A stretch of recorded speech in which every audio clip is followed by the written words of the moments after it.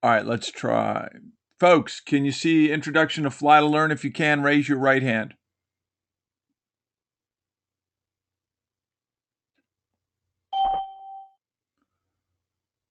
All right, excellent. Folks, can you hear me then? Got a question? Excellent. You can hear me. Well, let me just begin by saying welcome to Fly to Learn. These webinars will be to help you get ready for the competition, and we're going to teach you how to use the software. Let me teach you a little bit about some science of aviation and some engineering. Just so I get a sense of my audience here, how many people, I'm going to put everybody's hands on, how many people are teachers, be it homeschool or traditional schooling? How many people are teachers?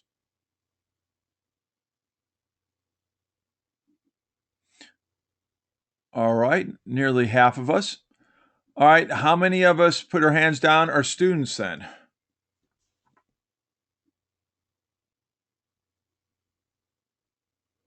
Okay, it's about somewhere. And how many do we have parents? That'd be the last question. We got any parents on? Okay, great. We got basically a mixture of students and teachers here.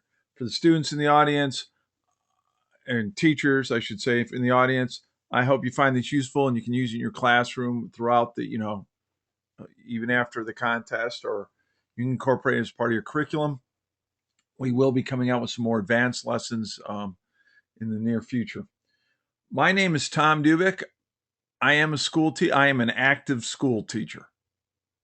I teach at a prep school here in Charlotte Latin. I teach middle and high school kids engineering, and I've done that for more than 20 years. We started teaching engineering at Lanton back in '89, and I think we were one of the first prep schools to be teaching an engineering class that included bridges, robotics, and flight. Fly to Learn, as a result of wanting to get more schools teaching engineering, and we did a lot with model airplanes. Still do some. We were building flying gliders today that we used stick and tissue gliders that we launched with a big rubber band hook and the whole 9 yards this morning. But the dilemma always is, if kids haven't grew up building model airplanes, it's hard for them to construct one quickly. And so you never know, well, is the plane flying differently because of the way I build it or my design? X-Plane allows us to change the airplane and it will fly differently. So we really can explore the science of flight and then later the engineering of it. So as you go through the curriculum, you're going to see this is not a program to teach you how to fly airplanes. It'd be a nice supplement. You'd have a better science of understanding of science of flight, and of course that's useful. I'm not a pilot. I've soloed an airplane, but I'm certainly not a pilot. What this is a way for us to teach scientific method into the engineering method. So, um, with that in mind, what I was looking for. Been using something to teach scientific engineering method, do flight, kids could build. We were using Microsoft Flight Simulator, fine program for years, but these two program softwares work differently. And this is the whole point of this discussion. Microsoft Flight Simulator and most flight simulators use a table, a very elaborate, very complicated, very extraordinary, actually. And what they do is they take a real airplane and they gather all the data about it. At this altitude, at this airspeed, at this angle of attack, how's the plane performing? If I turn left at all those other parameters, how's the plane performing? They take all that information, they put it in a massive table database, and then as they fly the simulator, it's looking, okay, I'm at this altitude, and if you push the joystick in, point the nose down, the plane's going to do this. Extraordinary. And they can make a very realistic simulator that way. X-Plane works by cutting the airplane up in pieces, then applying the laws of aerodynamics to those pieces, and then putting the airplane back together and telling you how it's going to fly. It's a fundamentally different way of doing it. Therefore, you get a very accurate flight, but this software that you're going to learn how to use is actually used in industry in proof of concepts when people want to make a quick design session. I can't tell you the number of people I've had from Boeing, Gulfstream, all these different companies say, oh, yeah, we use X-Plane. We use a proof of concept. Now, when you're Boeing and you build or Gulfstream, you build your final airplane, you're going to build your own in-house simulator. And you'll first build a simulator. You'll think it works, then you'll use it to determine if another plane flies, and you'll see how accurate it is. And if it's really accurate, then you'll use it to design your airplane that you're trying to build at that point, like the Dreamliner. But people use X-Plane for this. Because of all these features, we're able to graph data on X-Plane here, and we also have something called Plane Maker to allow your kids to build planes. So that gives you a sense of that, of why this is different, why this is useful, and why it got chosen, frankly, to be used in part of the GAMA competition that you're all involved with. All right, and I'm not going to. Generally, we used to talk about what is engineering and stuff. We're not going to take the time. I know we're here to learn about X-Plane, FlyLearn. We're going to, but this just kind of gives you a sense of the software. I will point this out. The curriculum stresses scientific and engineering methods and the differences. It doesn't require a joystick, so you don't need a joystick. A joystick's nice for the competition, for flying the airplane, but to do the curriculum with your students, you don't need it. And it runs on most of the older computers. If we were using X-Plane 10, it wouldn't run on most computers. So we're using X-Plane 9. Don't use X-Plane 10. We used to use X-Plane 7. We no longer carry support it. Okay, so it comes with, there's 3 parts to that FlyLearn program. X-Plane 9, which includes X-Plane and PlaneMaker. FTL, FlyLearn Student Teacher Lesson Worksheets. You should have gotten that in the mail. If you're not, go to our website, go under Educators, go to FlyLearn, go to Educators website. You can find it there, and some presentation materials, which includes presentation slides, some videos, short just videos on how to do different things. Hopefully this webinar, we're going to go through most of these. This webinar will be posted on YouTube. All right. Folks, please raise your hand. There's a little hand icon whenever you have questions, all right? And then we have these webinars.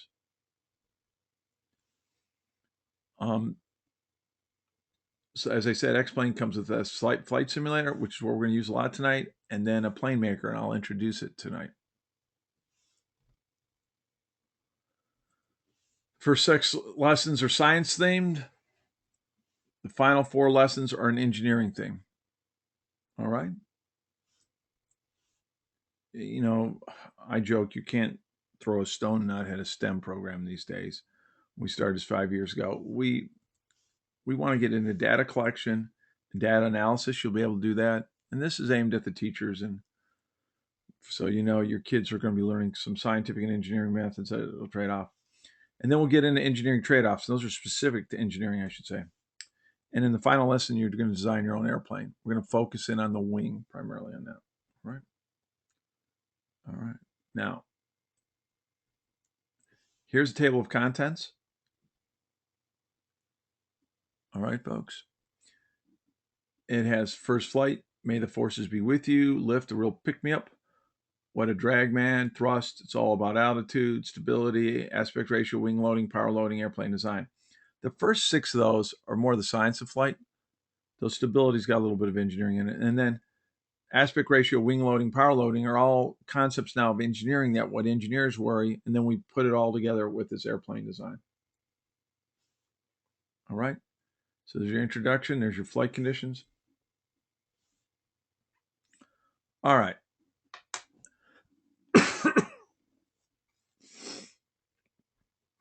Now, this is the screen that you want to start with.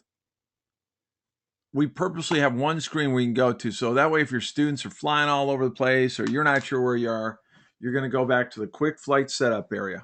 I'm going to go ahead. In a minute, I will be bringing up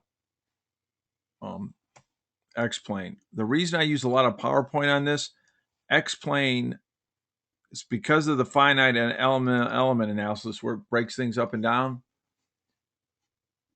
It may not look great on your screen, but here it is. If I go in here, if I go under settings and I go quick flight setup, I can find it there. How many people have access to X-Plane where they are right now? Raise your hand. Raise your hand if you have X-Plane that you can get to on your computer, whatever. All right, great. Great. We got about half of us. So let's go ahead, and people who can, go ahead and start up your X-Plane. We'll give you a minute or two here to do that. All right? So if you can, we'll get them started up. We'll get going here, all right?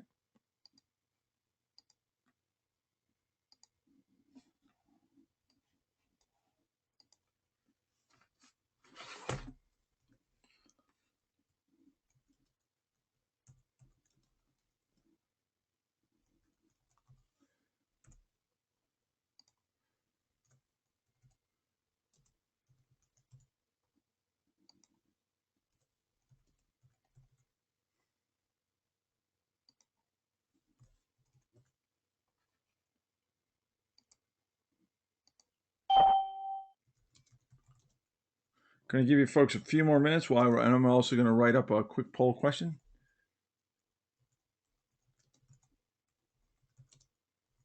If you're just joining us, if you've got X-Plane, go ahead and fire it up. And if you don't worry. I'm going to show plenty of slides so you can look at.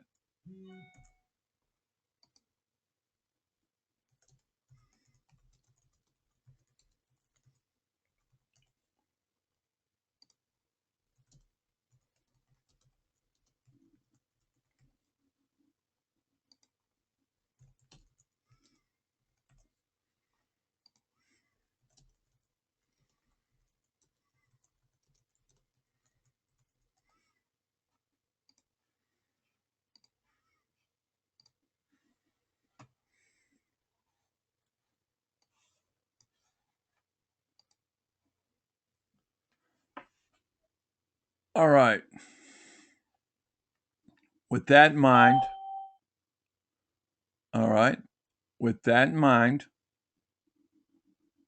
let's go ahead and go. Troy's got a question. Let me see what he's got.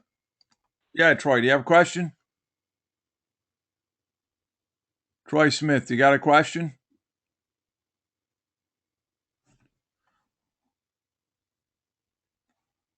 All right, I'm going to put his hand down. And Troy, I'm going to put your hand down. Raise it again if you got a question. Write it. Let me see. Maybe his audio's not working. No, sorry. No worries, Troy. Put everybody else's hands down as well. That was probably on me. Okay, let's go ahead. Is yours X-Plane? You can at least watch on the screen. You're going to go into settings. So I just mentioned a second ago, the menu might not be up here. One thing you should know on X-Plane, the menu's gone a lot of times till you go up there. You click on their settings, go to Quick Flight Setup, and it'll look like that. Now, we want to stay at the Laue Airport, all right? Laue is in Innsbruck. We want to go ahead and always operate around there. It's got mountains going on either side, therefore it acts like a fence, so it helps you from not getting lost. All right?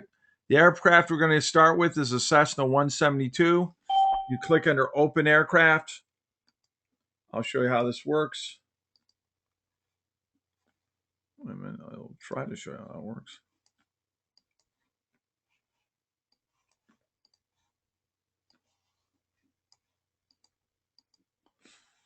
Sorry about that.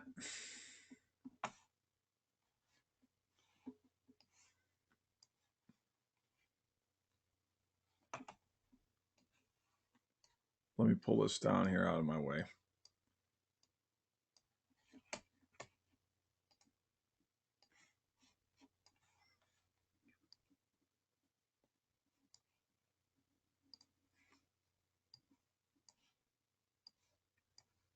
Let me get back here.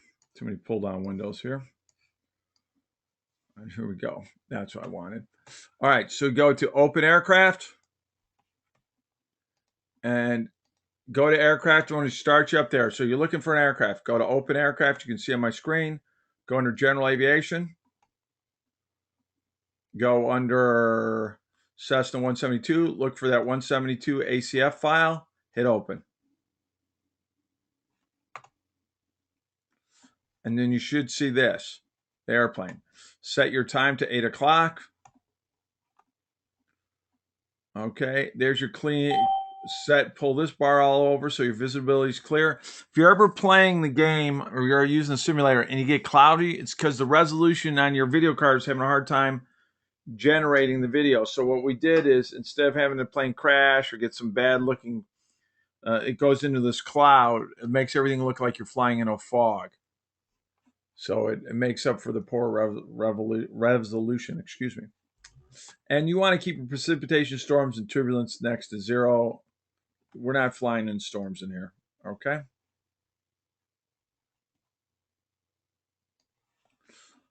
All right, then let's go here. So we have those all selected. Then go to the runway, click on takeoff runway 8, and you're going to end up here. And you click on your X, you're going to end up right here. And what you're going to see is there's 3 steps to taking off. Pause the screen, hit P for pause. Hit the brake light. It's bright when it's first on. You're going to turn that, you're going to click on that, or hit B for brake. The light will go out. And you're going to take the throttle and you're going to push it in. Now, you might have to use your arrow key to go up and down inside so you can see the throttle. It's right here. It's just like the pedal on the floor of your car. When you want to go forward, you push the pedal in. Well, you push the throttle on with that button there. And then it looks like this. This is pushed in. The brake light's off. We're ready to unpause it. So let me show you right here. So I'm ready at the runway. Click on that. All right, so I'm going to go here. I'm going to pause it. Turn off the brake lights. Use my down arrow key. Push in the throttle. And let me show everybody. Pause it with the letter P. Turn off that brake light that was on. Click it, turn it off. Use my down arrow key. It's black. Push that all the way in. Okay? If you got X-Plane, go ahead and do that. Make sure you paused it. I'll give you a moment to do that.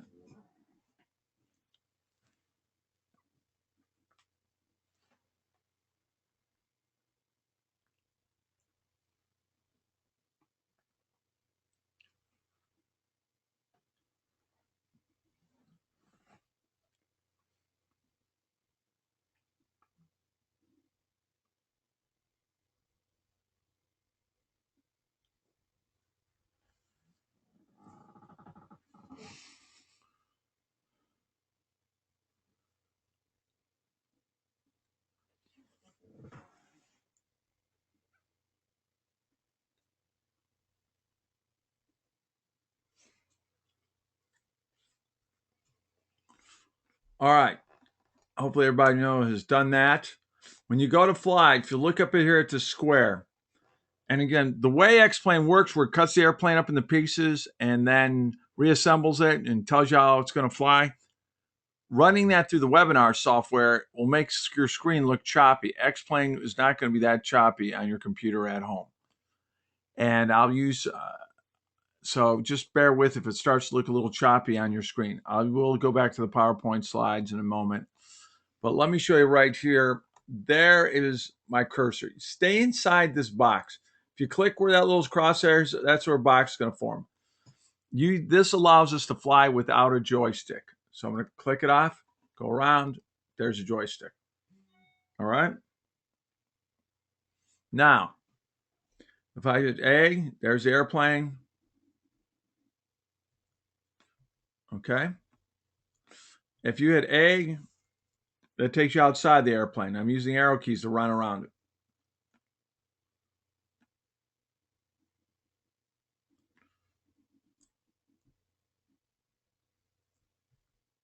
There's W, puts me back in. So A puts you out, W in.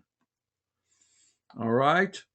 So I'm getting ready to take off. I'm going to hit to unpause it. I've got my throttle in. Hopefully I've got my throttle in. What happened to my throttle? Somehow I pushed the throttle. It was not pushed in, but now it is.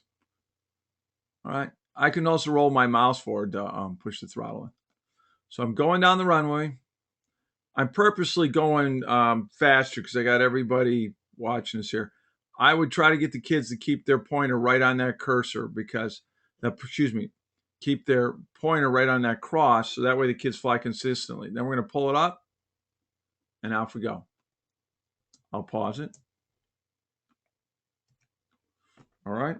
Then we go outside the airplane. There I am on the airplane. If you go under the question mark, hit the slash, you're going to bring up these green vector lines. Those are your lift vectors. Now let me see how many people are actually seeing what we're doing here.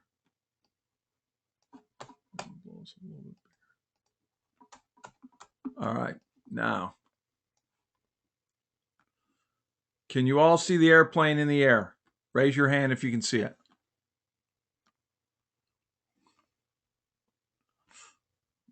All right, great. Most everybody can see it now, and hopefully can see the green vectors. These green vectors show you lift. They're really important for what we're doing here. Because if you look at the back here, they're green, yellow, and a little bit of red. The green is the vertical lift that we think of. Yellow is horizontal lift. And then red is induced drag. That's drag created by lift itself. And there's a cost to making lift. It does create drag, but since for every 1 unit of drag, you create probably 100 units of lift, it's not a bad deal. Also notice on the tail here, if these vectors we define, we just agree that they're going up, these vectors right here are going down. So that's one of the ways we balance the airplane on a Cessna 172. All right. So there's our plane. Also, let me ask you, there's lift vectors coming off the propeller. What is a propeller most like on that air? What is a propeller with a lift? What does it tell us a propeller really is? It's a movable what? Somebody want to give me an answer on that? What does the propeller do? The propeller obviously provides, with the engine, provides thrust. But what does it act like? What's it best described? The lift should be a tip here, folks. Someone go ahead and write it in as a question or raise your hand. Well, someone wrote it in. Let's see.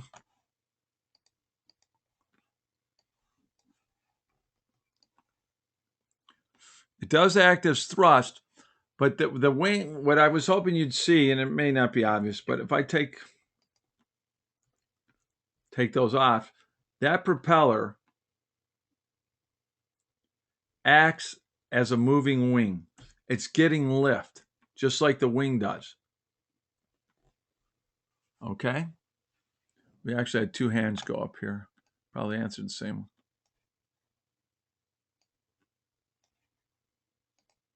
Yes, John. Yes, John. This is John in Troy, New York. Gotcha.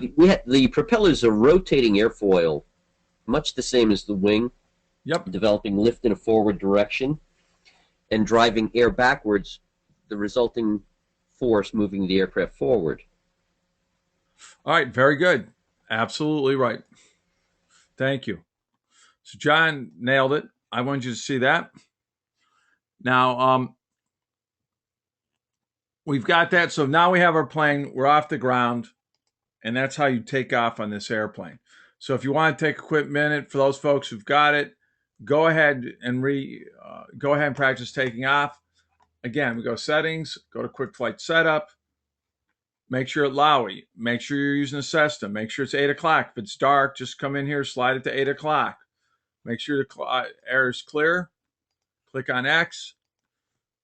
We're going to pause this a second. Turn off the brakes. Use the down arrow key, full throttle. Up arrow key. Have that square on there. If the square goes away, just click again. If you have a joystick hooked to it, it assumes you're going to fly with the joystick and the square won't even come up. I'm going to unpause it.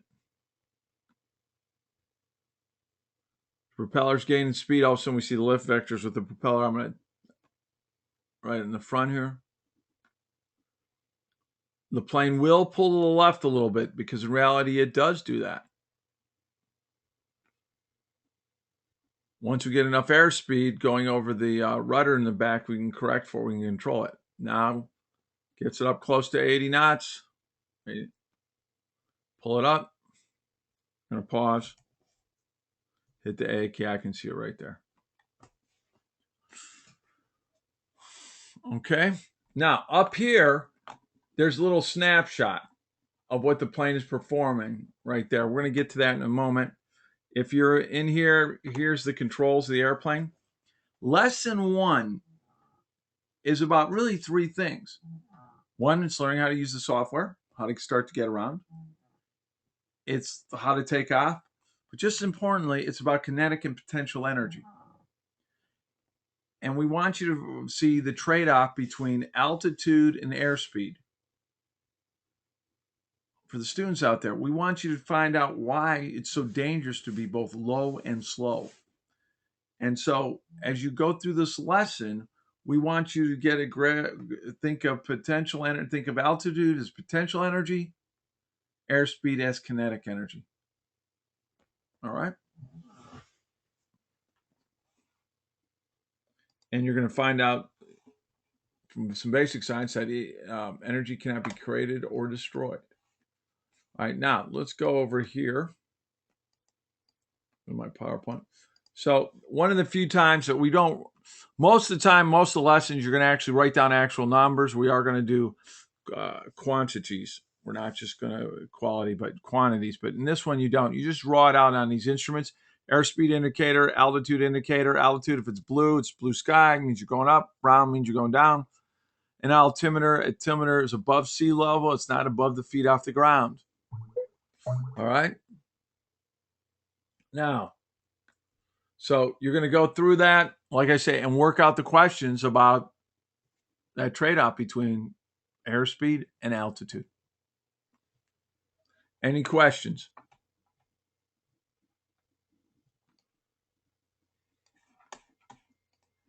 All right. In this next lesson, we get into forces. And what I really want you, we're trying to get you to start thinking about the 4 forces that act on an airplane or any object, honestly, moving through the air. And we also add setting test data on this and to doing payloads. Payload is if you go into aircraft and you do weight and balances. In this lesson, you're going to take the payload at 298, at 600, and 900 pounds. Now, this has come up in the past. People say to me, hey, at 900 pounds, that plane's not supposed to fly with 900 pounds. I agree. It isn't supposed to fly. We aren't giving flight lessons here, but I do want to demonstrate, so it's giving you stark examples of what happens as we add weight to the airplane to takeoff distance. All right, but nobody should ever exceed the flight performance parameters of an airplane. Okay. That's why when we fly this, we don't fly in storms, because in real life, you don't ever fly. You would not fly in a Cessna 172 in a major thunderstorm. Or you're not going to do it very often. Let's put it that way. And if you can continue to do it, you won't be doing it very often. You won't be able to because you'll crash. All right, so here's graphical and here's cockpit display. This is data input and output. And we go into settings and we're going to pick it off there and I'll show you in a minute. But these are the 131 parameters you can pick up and measure. You want to know how much the engine RPM is? You graph that, you can do that. Do you want to know how much someone pushed on the rudders or the elevators? We can record that. In this case, we're going to use, it defaults to airspeed, distance traveled, landing vertical forces. Okay?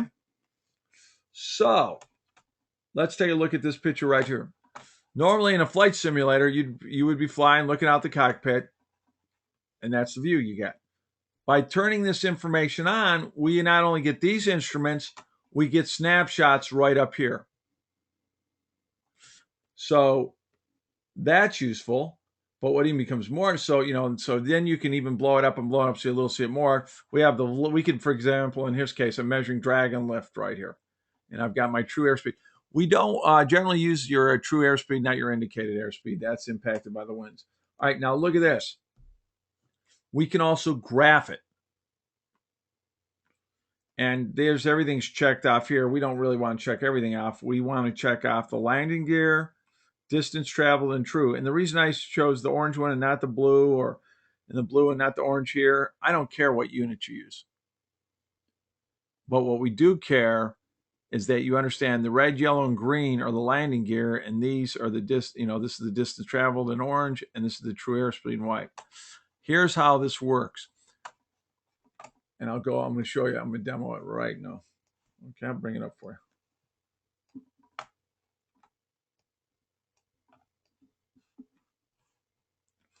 Just here, pull this up. All right, now.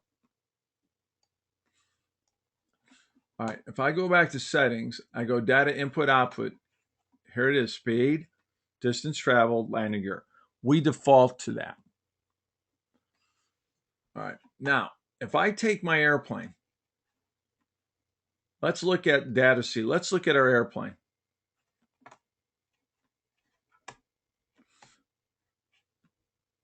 I've gotten rid of most of those lines. All I've got is the true airspeed, distance traveled, and landing gear. This point right here, the landing gear all have loads on them. Say they're in the 500-pound range on the airplane. Let's think about some Newton laws here, folks. If your airplane is sitting on the runway due to gravity and the weight of the airplane, which is due to gravity and mass, it's going to want to go down. So it's there. The ground prevents it from falling down. The ground, I should say. Let me restate this a little bit better now. I'm sorry. The load of the airplane is pointing directly towards this down. The ground is pushing directly back. If the ground wasn't pushing back, what would the airplane do? Sink or float? Airplane sitting on the runway, engines turned off, load is going straight down. The ground isn't pushing back. What's going to happen? Is it going to float or sink? All right, we're getting some good answers right here. Appreciate the answers. Come on, folks, go ahead and take a guess. John, why don't you just go ahead and write it in there? If you don't mind, we'll get that way we can get everybody in.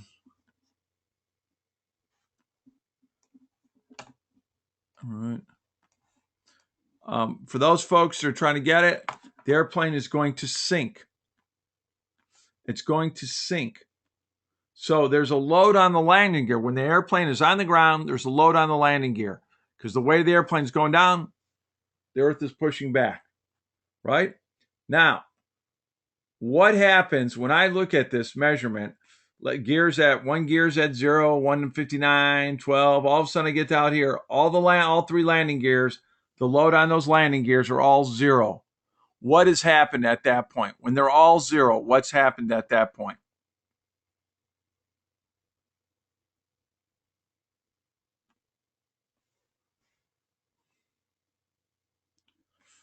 All right. Give everybody a moment here.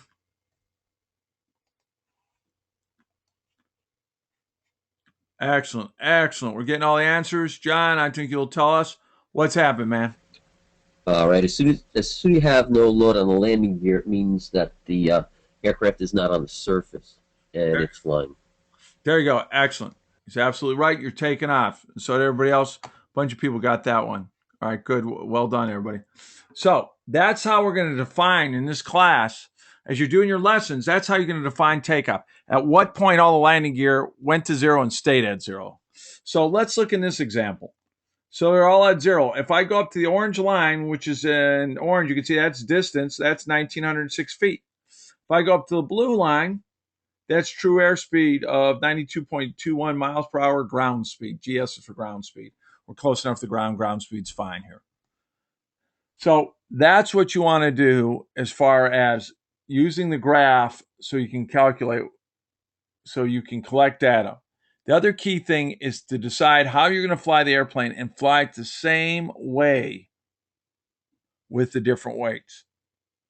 Because if you fly it inconsistently, you fly it different. Sometimes you pull back, sometimes you don't. I think one of the easiest things to do, it's not how you would normally fly it, is you see where that crosshair is? Just keep your pointer right below that crosshair and try to fly that consistently all the time. Even if it means on occasion that you're going right down the runway and you're thinking, I'm running out of runway, what am I going to do? All right? So that is how we collect data in this whole deal. Now let me go ahead and pull this up. All right. Okay, let me just ask a quick poll question here. How's my pacing, folks?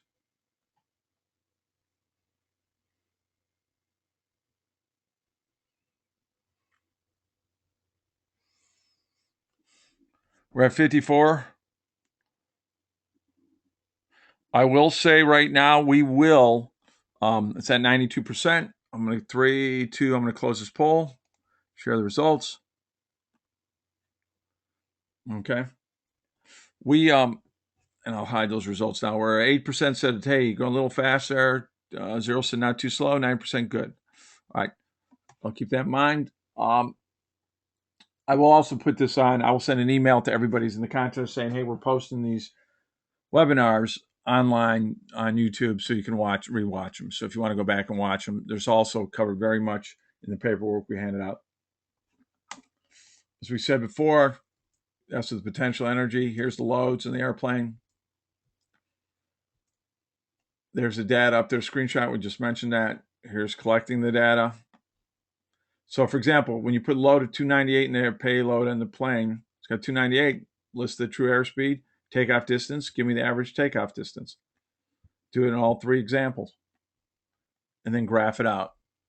So if you're trying to teach scientific method anyways, folks, here's one more tool of how we'd approach a problem like that. The next thing we're going to do is lift. All right, lift is a factor of 2 things, airspeed and that angle of attack. You need them both. Angle of attack is so important, we build it right into the wing with an angle of incident. The wing is not perfectly horizontal. It's up just ever so slight, a couple degrees. If I took you to a flight field right now, and we went out and bought a $200 hamburger, but that means we go out, we fly in the airplane, we go up to a little town, fly there over there, we eat our hamburger, get back on our airplane, fly back, park it in the hangar. We do that with 10 pilots, and you ask them what causes lift. Half of them are going to tell you Bernoulli, half of you are going to tell you Newton's third laws. And I don't think it's still not settled. And so what we're going to do is mention both of these. If you have a teacher that's been teaching flight forever, they're going to probably talk Bernoulli's principle to give you that warning. And if you got a brand new teacher who's ever said, you might just hear Newton's third law. But there are viable arguments for both of these. Bernoulli's basically says, hey, if I increase the speed of a gas or liquid, I decrease the pressure. So if you remember your geometry, the shortest distance between 2 points is a straight line. So if we look at this airfoil here, that's the straightest. Well, the airfoil above it is a curve.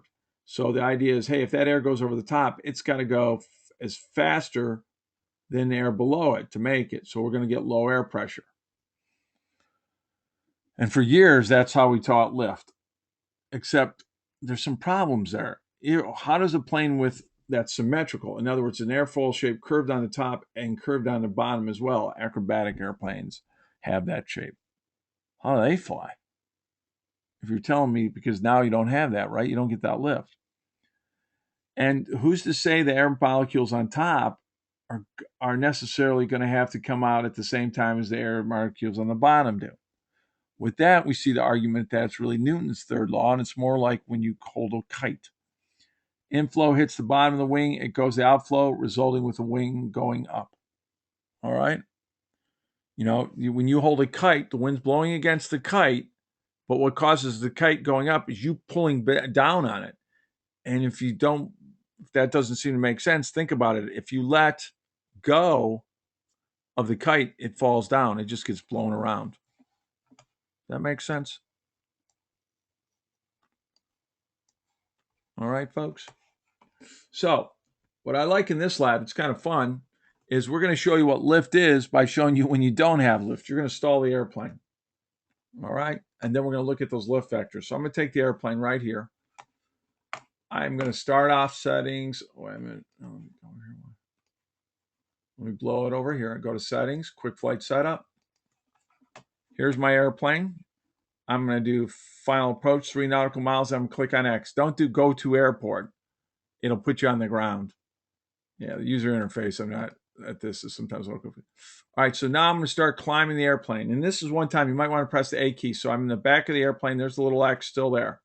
And of course, we got the light of the tail right in our eye. But we're going to keep going up. Going to keep going up. Going to keep going up. Going to keep going up. Keep going up.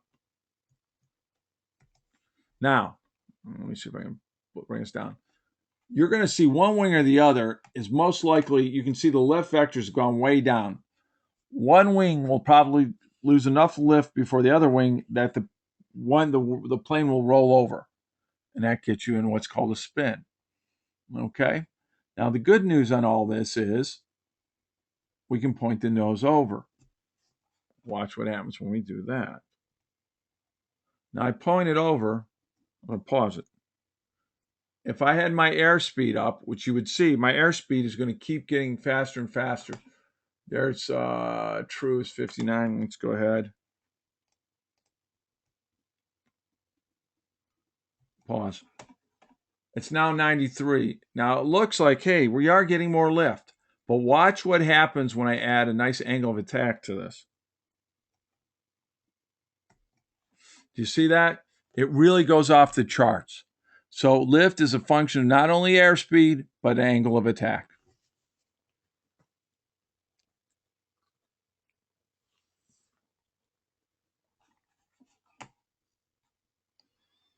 Okay. Any questions about that?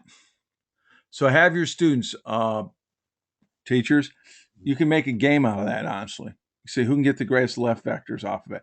And if we go in, you can go in, of course, go in your settings, data input, output, go to data set, and you could have selected, we do have lift for the wings. There's wing lift right there. And so right there are wing lifts, so I can measure that. Wing 1 is the main wing, wing 2 are the wing tips, just for you to know on this airplane. Okay.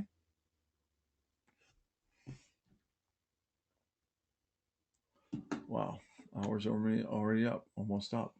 Okay, now we get into drag, and the fun part about drag, I should say on this, go right down here, is originally when I conceived of these lesson plans, I was just going to compare airplanes with retractable landing gear and those with not.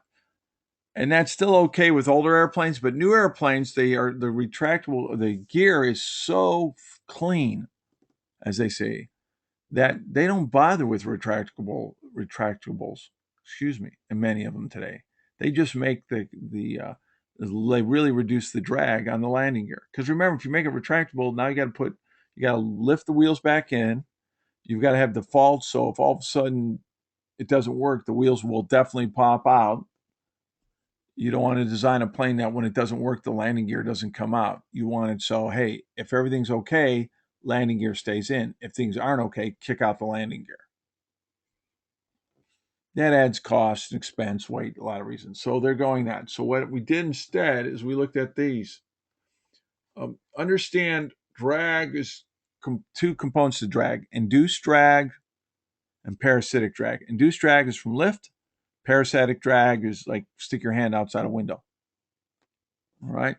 Run on a beach in the sand, then run in waist deep water and see the amount of drag you're going through. So what's cool about flaps, and they're great to see when you're landing the airplane in a big jet airline or something, is it does two things that you would like as a pilot. It slows you down, so landing's a little bit easier. And it also, slows you down. You're saying, wait a minute, lift's a factor of airspeed. Do I really want to slow it down? What we do is we increase the size of that wing, which also increases lift.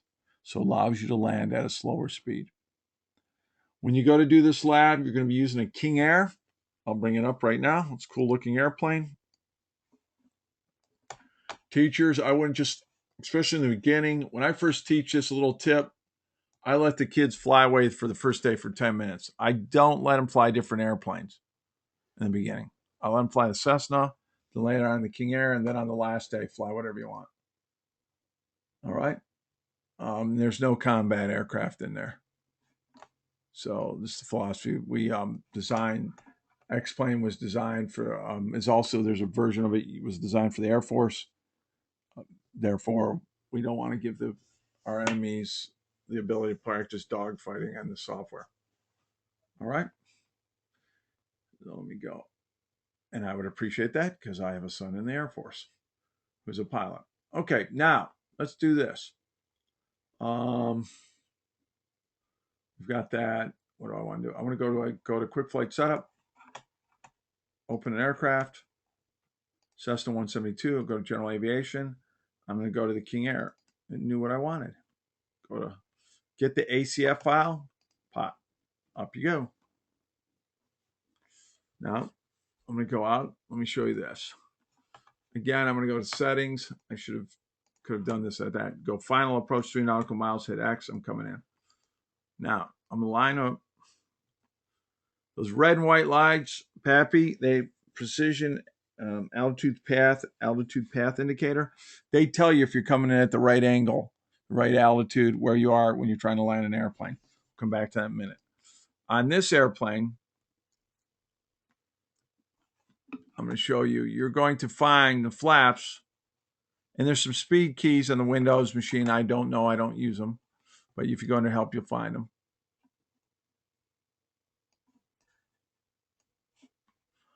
It's right here. That flap is right there. You pull those up or down.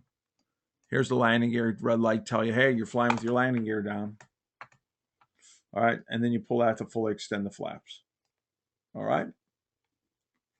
So you can practice that with the flaps extended, and that'll show you what the airspeed starts to do with it. Lesson 4 and 5 can be all done in the same day. Okay? So if you're teaching, you're going, well, how long will this take? That's what I want you to see. All right. Now, with this airplane, I'm just going to go ahead and unpause this. I want you to see something here. See that? Those lights? They're telling me if they're half white, half red, I'm all right. Half red, half white, all right. All white, overflight. Red and white, all red, dead. Okay? That's what I want you to see. So when you go to practice landing the first time, go to settings, go to quick flight setup. Let's go back to our Cessna. General aviation, Cessna 172.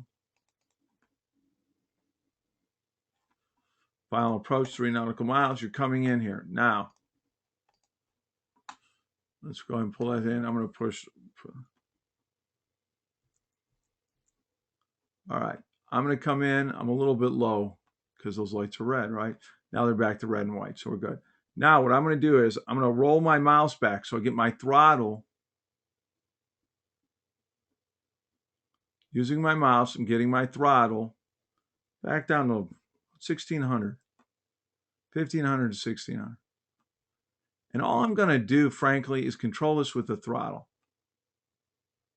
The kids and everybody in the beginning want to point the nose around, left turn. You're just trying to maintain the wings level.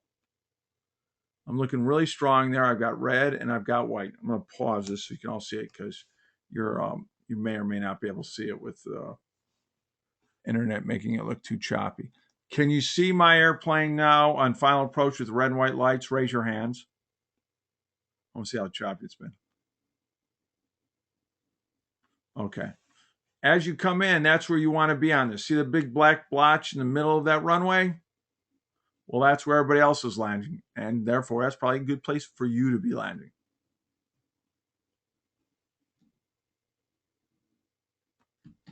All right. We got hands raised. Let me go ahead. So everybody saw that. I'm going to put your hands down. Hopefully you've all seen that. So you're going to control it, right? Let me show you. The RPM is right here. That's this gauge right here. And I can control that with my mouse. I can push it forward. I can pull it back. Just go ahead and practice that a couple times and you'll learn how to do that.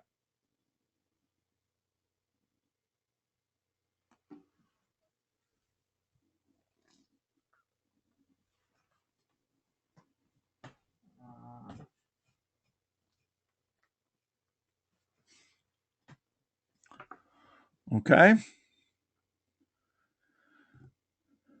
Any questions on that? If we do this, and it'll take a few minutes for the kids to land. Fun thing to do is put a couple kids and have them land at once. If you have a local area network, you can find each other on the network and the kids can fly together.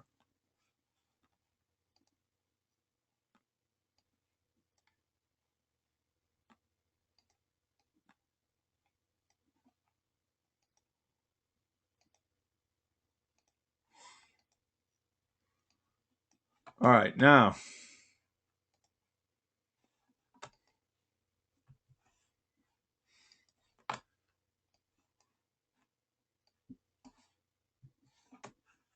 No. Cancel. Here we go. I'll shut this down by accident. All right, so let's go back down here now.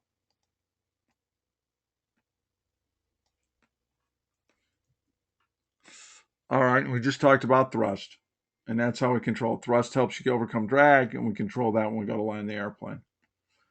Now, I'm going to show you one other thing real quick. We build model airplanes. We're going to talk about Plane Maker now, just so you see where we're going next week. We're going to get into Plane Maker.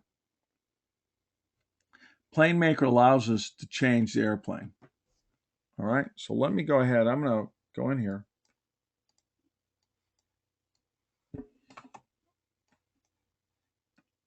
And if you change a plane in Plane Maker, it will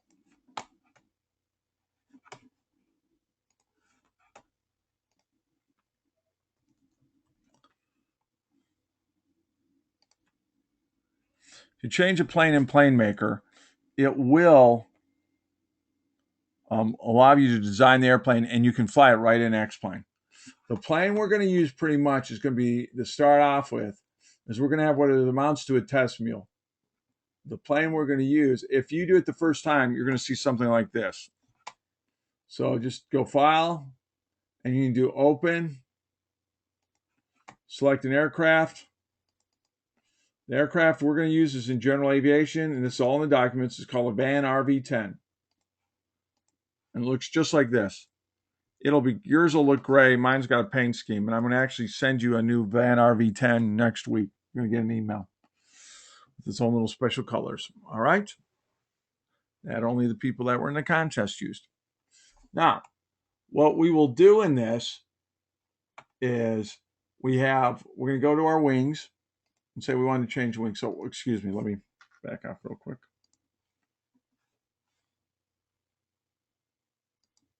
Again, you'll find this program right where you find your X-Plane on the Fly to Learn folder. Sorry about that.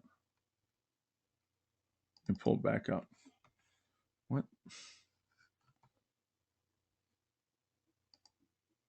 All right, now we've got a little, I'm going to catch X here. Now what I would do is I would save it. After I brought it up, the RV-10, I meant to say do this. Save as. Don't replace your RV-10 with your changes. You want to keep that test mule, don't change it. So put your first name. In this case, I'm going to make it 50. And all right, I'm going to hit save. All right, so I've got Tom 50. So then I can go into wings, and this shows you we're going to change the aspect ratio of the airplane in last chapter 7 in aspect ratios. So you go to wing 1, we're going to make that 25 feet. Whoops. Half of 50. Yes, the fuselage is not really very much of a lifting surface, but for here it'll work. So there's the wing. It's 25. It's now 25 on this side, 25 on that. Those black dots, oh, those are wing tips. We need to move those. Those are wing 2. We're going to move them out to 24, the lateral arm out to 24, 9.5. You wouldn't know this. This is on the paper. I've just probably have taught this hundreds of times, so I know by heart. And then we go to 25. And there I am. And if I save this airplane, I can then fly an X-plane and test it. And that was the whole point of having X-plane over something else, is this ability to change the plane, because it's going to apply laws of aerodynamics on each part of this plane, put it all back together and see how it impacts it, we can get a very accurate sense of what aspect ratio does to the airplanes.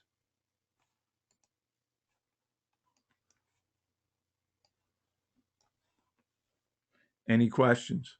Again, you find PlaneMaker right in the same folder that you find in the X-Plane, which you should find on the Fly to Learn desktop.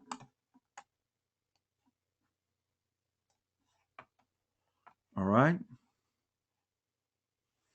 Now, let me do one more poll if I could, and then we're about ready to go. This helps me find out what we're doing, guys. Would you answer this poll? I find it useful.